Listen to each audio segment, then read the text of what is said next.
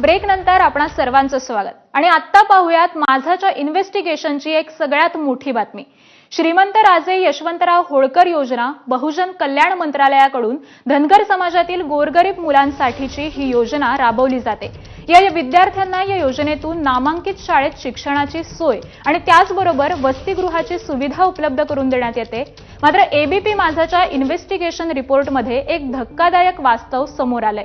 या योजनेचा गैरफायदा घेत कोट्यावधी रुपये उकळण्यात आलेत। अनेक ठिकाणी विद्यार्थी संख्या वसतिगृह कागदावरच आहेत, मात्र त्यांच्या नावानं काही शिक्षण संस्थांकडून पैसे लाटण्यात आलेत। धक्कादायक बाब म्हणजे हे खातं ज्यांच्या अखत्यारीत आहे त्या मंत्री अतुल सावेंच्या छत्रपती संभाजीनगर मधूनच काही प्रकरणं ही आता समोर आली आहेत।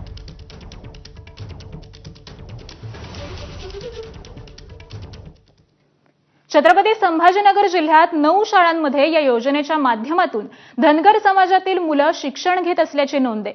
त्यांच्याच पैकी काही शाळांमध्ये जाऊन आमचे प्रतिनिधी कृष्णा केंडे यांनी आढावा घेतलाय, पाहूयात।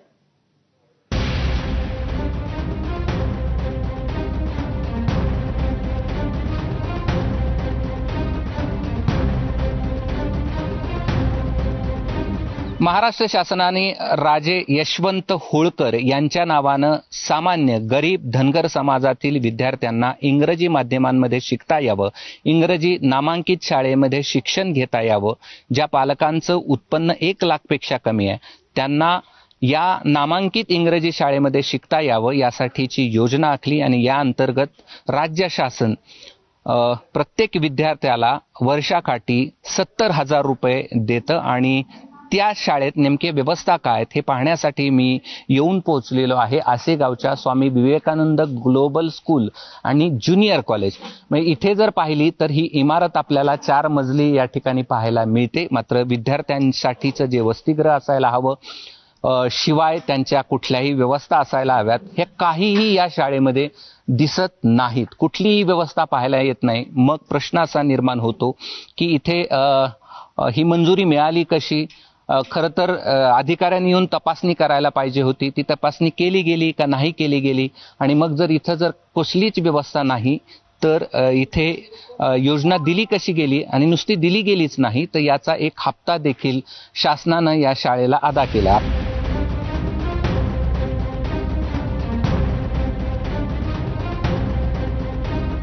आपल्यासोबत शाळेचे संस्था चालक आहेत, बरोबर ना? संस्था चालक, तुमचं वसतिगृह दिसत नाहीये इथे। वसतिगृह आम्ही मागच्या वर्षी 24-25 साठी प्रस्ताव दिला होता।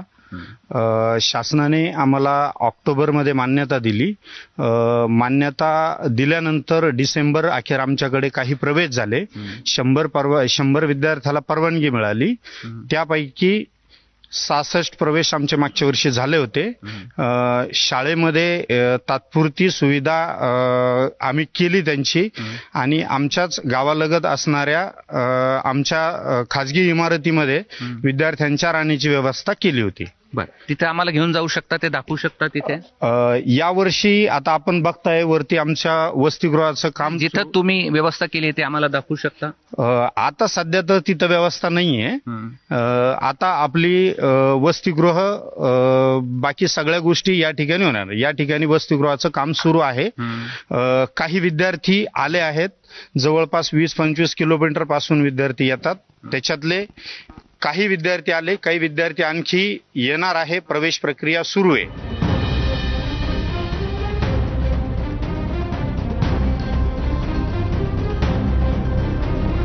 तुमची कॉम्प्युटर रूम पाहूया। 100 कॉम्प्युटर पर विद्यार्थ्यामागे म्हणजे 20 कॉम्प्युटर असतात। तर कॉम्प्युटर लॅब आहे आपली। आपण लायब्ररी पण असेल? हो, लायब्ररी पण। ही कम्प्युटर लॅब आहे जिथे विद्यार्थी, खरं आपण पाहू शकतो की ही कशी आहे, थोडंसं बाजूला या।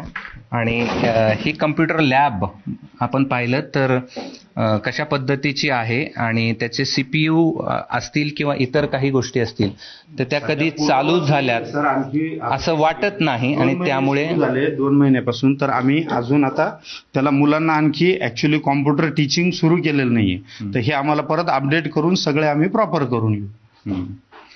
कॉम्प्युटर आपण जर बघितले तर इथे जर बघितले 1, 2, 3, 4, 5, 6 आणि 7 आणि 8 कम्प्युटर या ठिकाणी आपल्याला वरती ठेवलेले पाहायला मिळतात. बाकी खाली चालू अवस्थेत असतील असं काही दिसत नाही.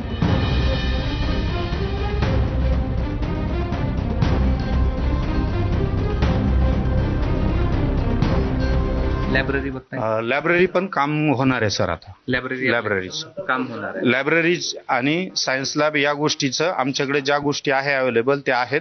बाकी आता आणखी कन्स्ट्रक्शन मध्ये आहे का. शासनाने आपल्याला भेट दिली का आपल्या या सगळ्या? हो, शासनाने आम्हाला मान्यता देताना यामध्ये शासनाच्या वतीने भेट देण्यात आली होती.